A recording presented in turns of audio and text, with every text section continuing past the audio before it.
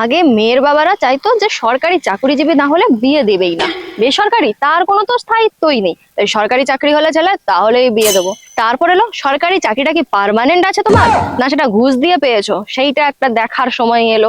এখন আবার এসেছে যে মেয়েকে বিয়ে দেওয়ার আগে দেখতে হবে যে 2002 সালে তার বাপের ভোটের তালিকায় নাম আছে কিনা, না হলে তো তার ছেলেকে বিয়ে দেওয়া যাবে না। বাপের যদি নাম না থাকে বেটা তো এখান থেকে পুরো উৎখাত হয়ে যাবে।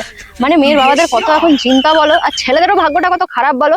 বেসরকারি চাকরিজীবীকে বিয়ে দেবে না, সরকারি চাকরিজীবীকে বিয়ে দেবে। সরকারি চাকরি পেলো তখন আবার বলে সরকারি চাকরি পার্মানেন্ট কিনা। এখন আবার এসেছে SIR আছে কিনা, বাপের 2002 এর নাম আছে কিনা ভোটার তালিকায়।